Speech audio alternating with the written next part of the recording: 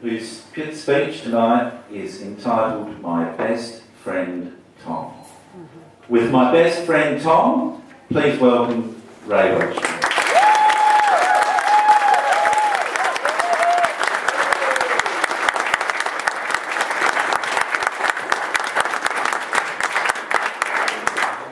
About 3 years ago, my best friend Richard invited me to a barbecue.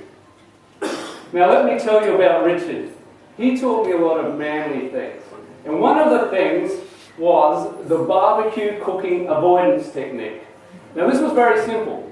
You would go up the barbecue with your pre-packaged meat all wrapped up, and you'd wait until there was a gathering around you.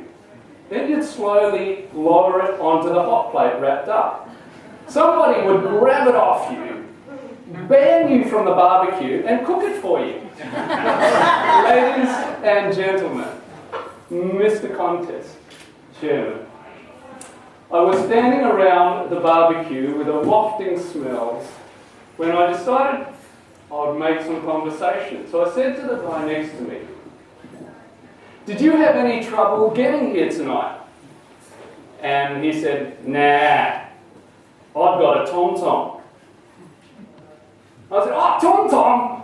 They said, "Tell you what, I play guitar. You and me should jam sometime." He went off with a strange look and walked away. In fact, it was between a walk and a run, really. So I went to my best friend Richard, raced up to him and I said, "Mate," which is manly barbecue speak for, "I've got a really dumb question." I said, "What is a tom-tom?" And he said, "Triangulation of the constellation for the calculation of your current destination." Richard was really smart. But the guy next to me elbowed me and said, "Mate." Now what that is that's manly barbecue speak for, "I can see you're a bit thick." It's a GPS, in-car navigation system. Sits on your car, it speaks to you. It not only tells you where to go, but shows you where to go. So in my deep, manly barbecue voice, I said, "I knew that." It was later that I caught up with technology and bought my own TomTom GPS. I called him Tom for short.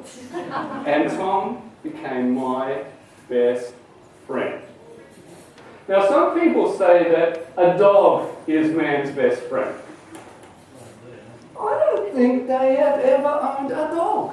When I was driving, my dog used to march up and down the back seat, emitting odours, and then putting its head out the window, leaving me with the after effects.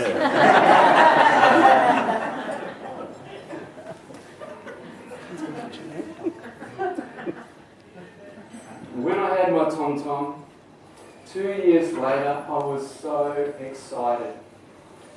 Just becoming my best friend. We would go for hours on journeys, me and Tom. We would laugh, we would cry. You know, I told Tom personal things that I never told anybody in my whole life.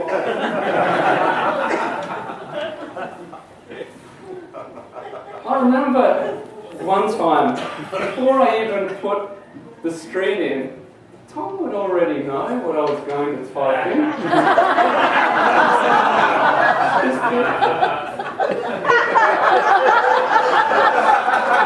But after about a year, something happened. Tom started to have episodes.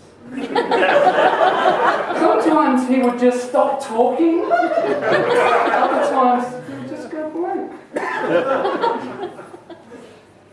And one time, he even spoke with this really high girl's voice, like he was getting in touch with his feminine side. But then I realised this coincided exactly with the end of the warranty period. And I thought, those programmers programmed Tom to have a breakdown at the end of that period. And I thought, those wicked programmers, why can't they just be creative? And instead of doing that, maybe make Tom more interactive, maybe fun and family friendly. For example, we could put on Tom a mum mode. Darling, you're driving a bit fast now. In case we have an accident, did you put on clean underwear this morning? Not that they'd be clean for very long, I'm sure. Or child mode, when you miss your child. Are we there yet? Are we there yet? Interrupted by, I want to go away now! Or maybe multi-kid mode, when you missed more than one child. He pinched me. No, I didn't. He pinched me. No, I didn't. This continues on for the rest of the journey. Tom. You never have to be alone again. At first, I had my friend Richard, and he taught me the barbecue cooking avoidance technique. But I've moved on. Some people say that a dog is man's best friend, but not mine. I've got Tom, and he answers the most important question in life. Am I heading in the right direction? To which he once said, turn around when possible.